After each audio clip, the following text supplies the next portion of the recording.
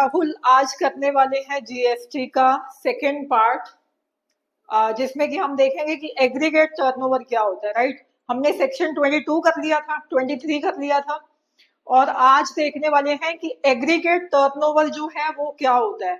Aggregate turnover की limit हमने threshold limit decide की थी कि 40 लैक्स होता है नॉर्मल स्टेट्स के लिए गुड्स के केस में, और 20 लैक्स होता है स्पेशल कैटेगरी स्टेट्स के लिए। और सर्विसेज के लिए लिमिट क्या थी? 20 lakh for the normal category states और 10 लाख थी स्पेशल कैटेगरी स्टेट्स के लिए।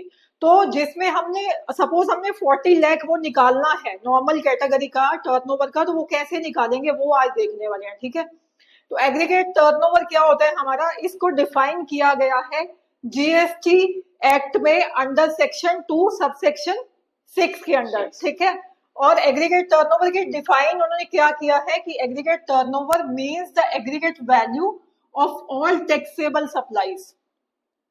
तो एग्रीगेट टर्नओवर में फर्स्ट पार्ट हमारा क्या आया? Taxable supplies. जितना भी हम सप्लाईज कर रहे हैं, यहाँ पे हम आउटवर्ड सप्लाई की बात करेंगे, इनवर्ड सप्लाई की बात नहीं करेंगे। हम सेल की बात कर रहे हैं कि जितना सप्लायर सेल कर रहे हैं उसकी वैल्यू कैलकुलेट करनी है। तो फर्स्ट आ गया हमारा, क्या लेंगे? Taxable supplies. ठीक है, और सेकंड इसमें एक्सक्लूड क्या करके चलना है? Excluding the value of inward supplies on which tax is payable by a person on reverse charge basis. तो इसमें हम इनवर्ड सप्लाई जो है उसको एक्सक्लूड करके चलेंगे, उसको नहीं लेना है। क्यों नहीं लेना है उसको? क्योंकि हम सेल्स करेंगे। हाँ, क्योंकि हम यहाँ पे सेल की बात कर रहे हैं, यहाँ हम परचेजेस की बात नहीं कर रहे हैं। इनवर्ड सप्लाई क्या होता है? सपोज आपने गुड्स एंड सर्विसेज जो है वो ली for the furtherance of your business operations. आपने अपने बिजनेस ऑपरेशंस को चलाने के लिए सपोज गुड्स लिया, सर्विसेज लिया, उसकी बात यहाँ पे नहीं करेंगे, उसको उसकी वैल्यू को एक्सक्लूड करके चलेंगे। ठीक है, और क्या लेना है? सेकंड में आ जाएगा हमारा एग्जम्प्ट सप्लाईज। तो यहाँ पे हमें टैक्सेबल सप्लाईज भी लेनी है, एग्जम्प्ट सप्लाईज भी लेनी है, क्योंकि हम यहाँ पे टैक्स कैलकुलेशन की बात नहीं कर रहे, यहाँ पे हम एग्रीगेट टर्नओवर की बात कर रहे हैं कि कितना सेल किया एक्चुअल में आपने, चाहे वो टैक्सेबल सप्लाईज है चाहे वो एग्जम्प्ट सप्लाईज है। ठीक है, तो एग्जम्प्ट सप्लाई भी ले लिया। थर्ड हम लेने वाले हैं export of goods and services. ठीक है, एक्सपोर्ट किया, सपोज हमने इंडिया में ही सेल की, राइट, वो भी लेंगे। सपोज हमने अब्रॉड सेल किया, बाहर भेजा सामान अपना, सेल किया, तो वो एक्सपोर्ट की जो सेल है वो भी आप इंक्लूड करने वाले हो, चाहे आपने गुड्स की चाहे सर्विसेज की, चाहे दोनों की, बोथ। राइट, तो ये हमारा 3 पार्ट यहाँ तक आ गए। नेक्स्ट है and also interstate supplies of persons having the same PAN to be computed on all India basis but exclude। क्या exclude करना है वो बाद में देखते हैं, पहले इसकी बात कर रहे हैं। चाहे वो इंट्रा स्टेट सप्लाईज हो चाहे वो इंटर स्टेट सप्लाईज हो, ठीक है, सब कुछ लेके चलेंगे, चाहे जहां भी आपने सेल की है, चाहे आपने विद इन इंडिया की है। राइट, अपनी ही स्टेट में, सपोज आप दिल्ली में रहते हो तो आपने दिल्ली में ही सेल किया, तो वो हो गया आपका इंट्रा स्टेट सप्लाईज, वो सेल भी लोगे आप। सपोज आप दिल्ली में रहते हो और आपने यूपी में जो है सप्लाईज किया, पंजाब में, राजस्थान में सप्लाईज किया, तो वो आप सेल वो भी लेके चलोगे। ठीक है, तो चाहे वो एक्सपोर्ट हो, इंडिया के बाहर आपने भेजा, वो भी लेके चलोगे। तो टोटल सेल जो है वो आप लेके चलने वाले हो। एक्सक्लूड वो कहता है और क्या करना है यहाँ पे, but excludes central tax, state tax, UT tax, integrated tax and cess. तो यहाँ पे सीजीएसटी, एसजीएसटी, यूटीजीएसटी, आईजीएसटी सबको एक्सक्लूड करके चलना है, और सेस को भी एक्सक्लूड करके चलना है, क्योंकि अगर हम वो ही इंक्लूड कर देंगे तो फिर हम टैक्स कैलकुलेशन क्या करेंगे। तो हमें यहाँ पे टोटल सेल की वैल्यू निकालनी है, तो जिसमें कि टैक्स बाद में लगाएंगे हम। तो अभी हम सिर्फ एग्रीगेट टर्नओवर की बात कर रहे हैं, ना कि टैक्स की बात कर रहे हैं। ठीक है, तो एक फॉर्मूला हमने इसका लिखा है यहाँ पे। एग्रीगेट टर्नओवर का फॉर्मूला क्या है कि इसमें वही जो हमने पढ़ा कि इसमें क्या क्या आ जाएगा। ठीक है, तो टैक्सेबल सप्लाईज आ जाती है, एग्जाम सप्लाईज आ जाती है, दोनों तरह। हाँ, एक्सपोर्ट भी आ जाएगा जो आपने बाहर सेल किया, इंट्रा स्टेट सप्लाईज भी आ गई, और इंटर स्टेट सप्लाईज भी आ गई। ठीक है, तो इसमें हमने एक्सक्लूड कुछ भी नहीं लिखा है, सिर्फ वही चीजें हमने लिखी हैं जो कि हम क्या करेंगे, इसमें लेके चलने वाले हैं।